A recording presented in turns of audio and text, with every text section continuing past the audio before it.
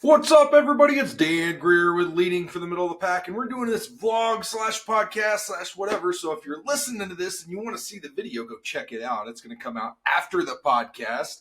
But if you just like listening to it in your truck or your car or wherever the heck you are, then just stick around on the podcast. You can find us if you're watching the video and you're like, oh man, I'd love to listen to this again without having the video on so I can listen to it in my car or my truck or whatever. Then go check us out. You can find us on any kind of podcast platform.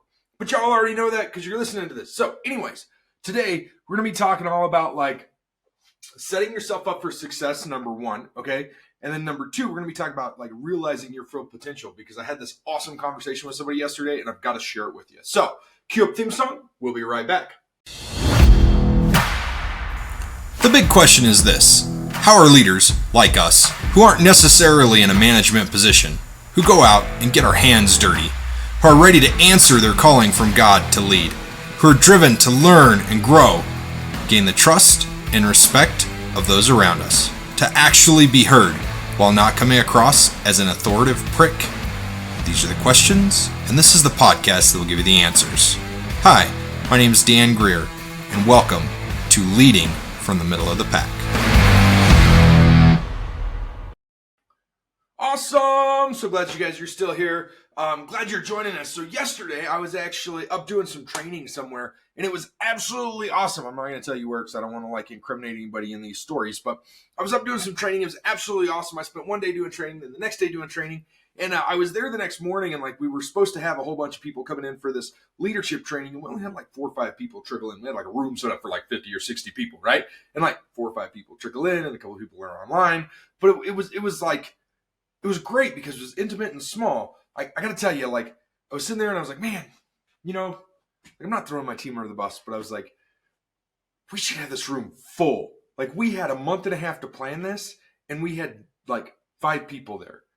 Right? It was like crazy is what it was. It was crazy how little people were there, and I felt like the team kind of dropped the ball a little bit. Okay, and I felt like I dropped the ball. Like, I'm not blaming them. I'm saying that like I felt like I dropped it at times too, and so it was like a combination of all of us like dropping the ball and not doing what we could have done or doing as much as we could have done to get the room full. Because here's the thing, like when we get that room full, that's potential.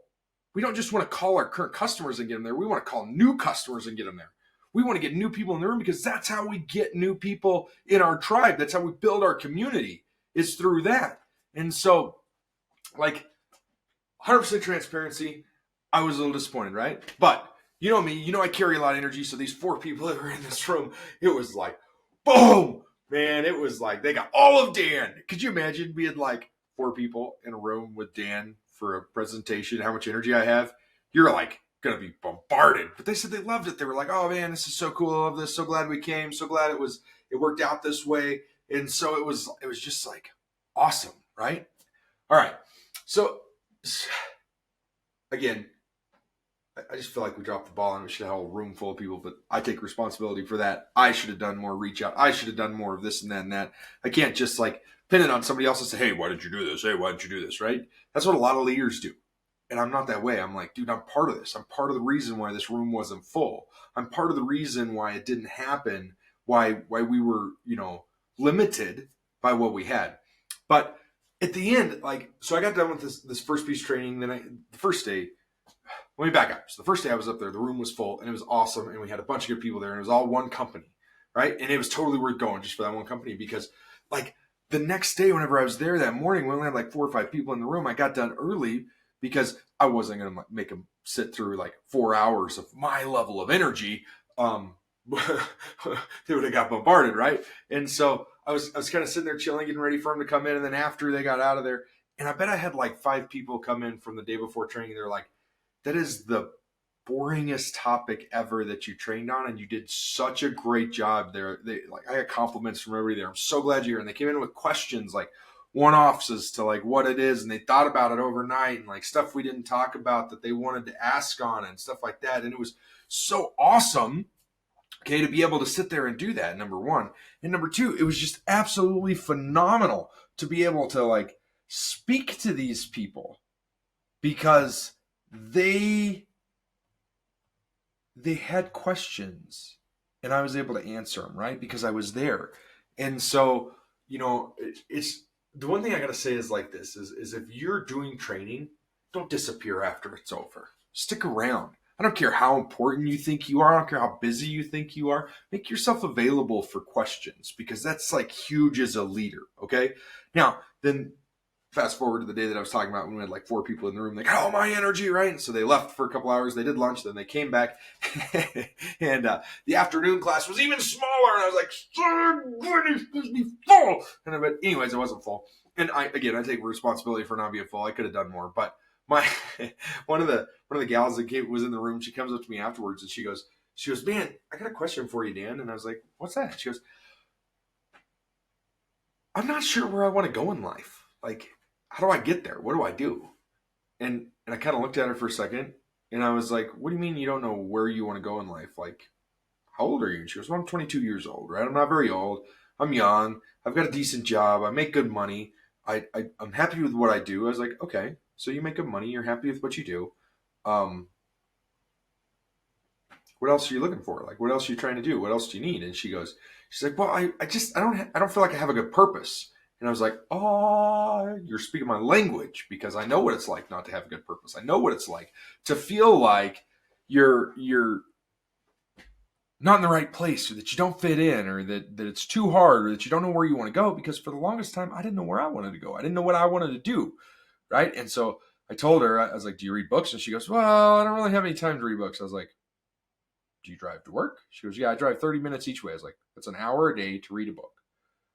You're not going to like be opening the book and reading it, right? But that's an hour a day to read a book or listen to a podcast or find growth. And she goes, I never thought about it like that. I'll have to check that out. And I was like, if you've never done audiobooks, try them.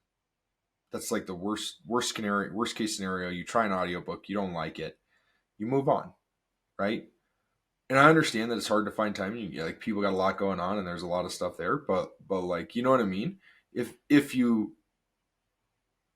find a way to improve yourself, do it and look for the times that you can do it. And we've talked about this a lot. I call it net time, no extra time. It's time when you're doing something that doesn't require a lot of brain power.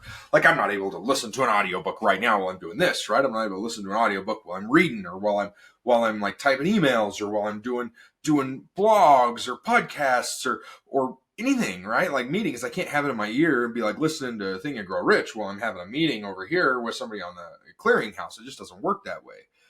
So you've got to be focused when you do it, right? But we were chatting a little bit, and I talked to her. I was like, okay, so how much, we opened up. We had a nice little conversation. About 10 minutes in the conversation, I said, okay, how much do you make? And she goes, well, I make about this much an hour. And I was like, okay, what does that equate to a year? Because you say you're working like 50, 60 hours. She told me what it equates to a year. And I'm like, you're 22 years old. You've got a lot of potential. You've got a brain on you've got a great head on top of your shoulders. Where do you want to be? And she goes, I don't know. I was like, so what do you think you can make in 5 years? Where do you think you should be financially in 5 years? She goes, well, man, in 5 years, I should be making, this much money. And I was like, I really like the way you're thinking, but you need to think bigger.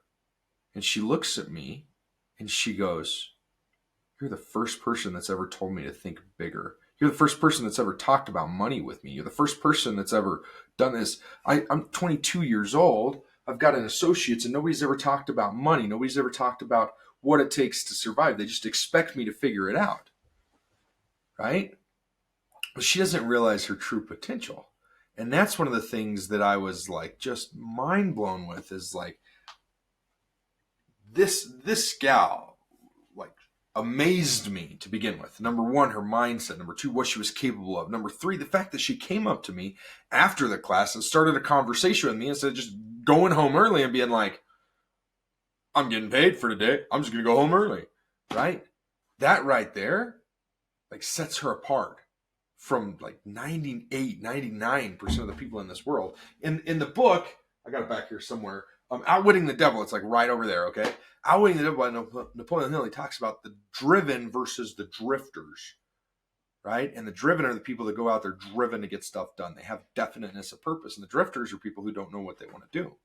Well, she's like on the verge of being driven, but she doesn't know her potential because she doesn't have a plan. She doesn't know where to go. And so I gave her some homework and I was like, we're just going to call her Jill. That's not her real name, but we're just going to call her Jill. I was like, hey, Jill, here's what I want you to do. I want you to go home get your notebook out tonight. Go home, and I want you to set yourself a 30-day goal, a 90-day goal, a 6-month goal, a 1-year goal, a 3-year goal, a 5-year goal, and a 10-year goal. And I said, I want you to dream big. And she goes, well, how big do you dream? And I said, really? You want to go there? And she goes, yeah. She says, like, you just intrigue me, like the way your mind works and the way you think and what you do. And like, after spending a day in training with you all day long, like your energy level, like it just intrigues me. And she's like, I don't want to mirror you. I don't want to be like you, right? I don't want to copy you. Okay. But I want to like see how big you think, because I like the way you think. I like what you're doing. I like where you're going. So shout out, best cup ever. Love this cup. It's a verse cup. We're gonna get back into this in just a second. Got this at the Noah's Ark thing in Kentucky a while ago, but it's like Noah's Ark on top, and it's water and fish, and there's all kinds of fun stuff in here. Absolutely love this cup. Everybody like that knows me knows that that's like my favorite cup ever. It's from the Ark experience. Anyways, sorry, squirrel. Getting better at just letting those go instead of trying to contain them. Maybe it's good, maybe it's bad. Anyways, we were sitting there talking about it, and she said, I want to know how big you think. And I said, okay, well, I'll tell you how big I think, and then I'll share it with you guys as well, because it blew her mind what I thought could happen, and like realistically think can happen. And I don't think it's a push at all. And she goes, okay, let's talk about just numbers. And I said, okay, I'll talk about numbers with you. And she goes, she shared her numbers with me, so I shared my numbers with her, right? And not actually what we're making right now, and not what I personally make, but like as a business. And she goes, so what do you think you can do this year? I said, well, if we get 1,000 people into Docs, we can make 2.5 mil this year, just off of that, not off of anything else, just off of that. If we get 1,000 people in there, and I'm not talking drivers, I'm talking companies. And so we've set a goal as a company to get 1,000 companies into the software Docs this year, which is crazy. DOTDOCS.com, which I actually love it. It's like the TurboTax of DOT. It makes things so simple. And I absolutely love the way that it works and what it does and what we're building it and how much people love it. But she's like, well, that doesn't seem hard. I'm like, it's not hard. She's like, and that's like 100x what I'm thinking. I'm like, well, maybe not quite 100x, but yeah, it's pretty big. It's over 10x what you're thinking, right? And she's like, yeah, 100, like 20x at least over what I'm thinking. I'm like, yeah, probably, and then she goes, well, what's your 5-year goal? And I said, well, realistically, if we can continue to grow and scale the way I want to scale and implement the things that I want to implement and get our value ladder worked out and help people and provide value, we should be at 50 million in 3 years. And at 7 years, we should be at $200 million. And she kind of pauses for a second. And she goes, you really think your company can make 200 million? I said, yeah, I think 200 million is actually an easy number for what we do and the partnerships we get and the fact that we trust in God, because money is just a tool to measure with. It's not actually money. The more we make, the more we can give away. And she paused for a second and she goes, that is like the best purpose I have ever heard in my life. Make more money so you can give more away and you can help more people. Most people just want to make some more money so they can buy themselves a private jet or a private island or whatever. But she's like, that's crazy cool that you want to make more so you can give more away. And that's like literally our purpose. We want to be able to help more. And actually, we have this goal. I've got it up here on my board. And it says to donate a fire truck to a volunteer fire department. And like, I want to find some rural fire department and go buy an old military truck, one of those amazing Oshkosh trucks, and go from there. Hey everybody, I'm back. I had to jump into a few meetings, got a little crazy. So, I love how that goes. That's part of like being an entrepreneur is you got to jump in and jump around and all that stuff. But I want to jump back into where we were at on this podcast and just kind of like continue it, right? And so first off, if you're listening to this, you probably don't notice like I've changed clothes, I've changed hats, I've got a new background, blah, blah, blah. But if you're watching this, you can see like you can definitely see that there's a difference. But I want to pick up where I left off, and I was talking about how we want to donate this Oshkosh or military fire truck to a volunteer fire department after we turn it into a fire truck like a brush or wildland truck. And the other thing is like the main point of this whole podcast was to find your potential and to figure out what your potential was and to live to that true potential, because so often we don't even understand, like we limit ourselves because of our own thinking. We're not pushing ourselves hard enough. We don't know exactly where we're supposed to be. And like we're actually limiting ourselves by our own beliefs. And so one of the things that like I do that really helps me, and this is my secret to not limit myself to help me realize my true potential, is like I've got a vision board and it sits right here. So like if you're watching this, you saw my hand get really big because it's like right behind the camera, right? But I've got 4 or 5 pictures on this vision board of things that I want, for my life. And the reason for that I don't take those down, the reason that I don't that I leave them up is because so let me tell you what's on my vision board. I've got a jet because I fly. I want to be sitting in the back, entertaining people, going places. So I've got a jet on there. I've got a house overlooking the ocean. It doesn't necessarily have to be a private island, but you know what I mean. And then I've got a happy family on there as well. And then I've also got me serving a bunch of people. So like a stage with an auditorium full of thousands and thousands and thousands of people, like tens of thousands of people in there, and me serving them, right? And that's the vision of it. And there's a few other visions on there that I've got. But those are the big ones that I kind of talk about that I move forward through with that. And that's that giving yourself purpose. That's giving yourself a reason to move forward. And I think a lot of times we don't necessarily give ourselves a good reason to move forward. We're not setting our goals big enough, number one. Number two, we're not giving ourselves enough credit for what our true potential is. If we think that if you're making $30,000 a year right now, and you think in 5 years your potential is 70,000, that might be a good potential, right? But you're also the only one limiting yourself. No, nothing else is limiting you, just yourself, right? And you're like, "Ooh, I live in a bad place. Well, they don't make any money here. The economy's bad. Oh, we're going into a recession." It's again, it's not about money. Money is a measuring stick. It's a tool. It's a vehicle to get you from point A to point B. First time I heard that, I was like, this guy's an idiot. And now I believe it with my whole heart. Money is not something you chase after. It's not something you lust after. It's a tool that gets you from point A to point B, and how you use it is up to you. So I use it as a measuring stick. That's about it. Everybody understands it. It's something that's there, and people can understand it as a measuring stick. So you kind of understand that, and that's why I use it as a measuring stick, is that. But it allows you to kind of see potential in what you think of yourself, and a lot of times you're holding yourself back.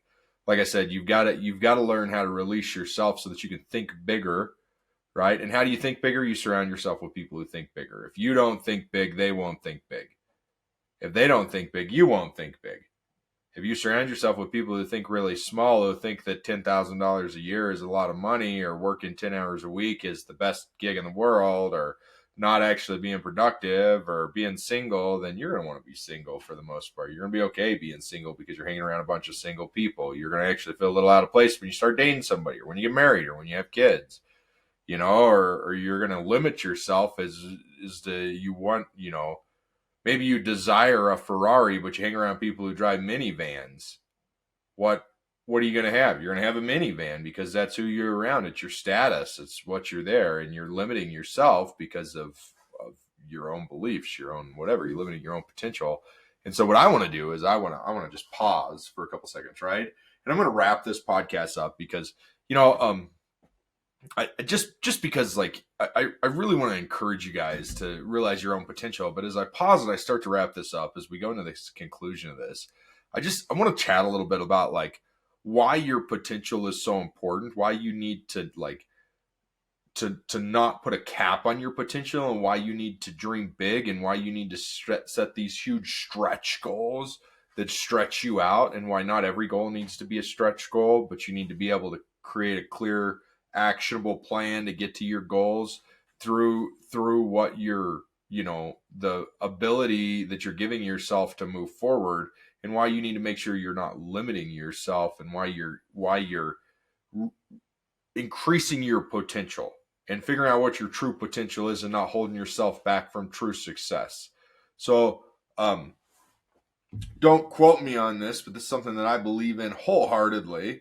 And when I say don't quote me on the exact verse. I believe it's in 2 Corinthians, might be in 1 Corinthians, a verse in the New Testament of the Bible. It's actually verses, but it's not the way the verses read. I've gone in and read the verses, and they don't say God doesn't the exact words are, he doesn't call the qualified, he qualifies the called.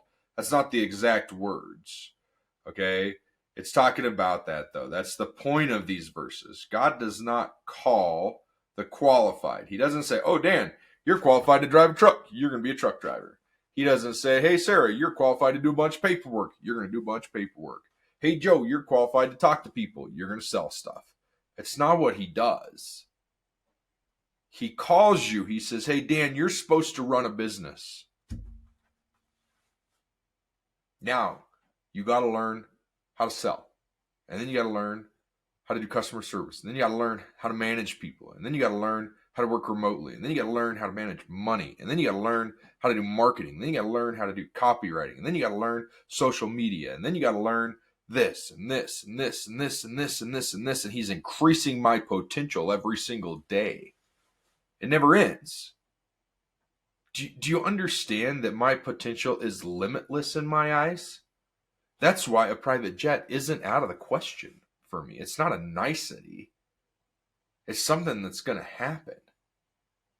That's why a beach house on a remote beach isn't a dream. It's going to happen. That's why a happy family isn't a dream. It's going to happen. That's why being on a stage in front of 10,000 people isn't a dream. It's going to happen.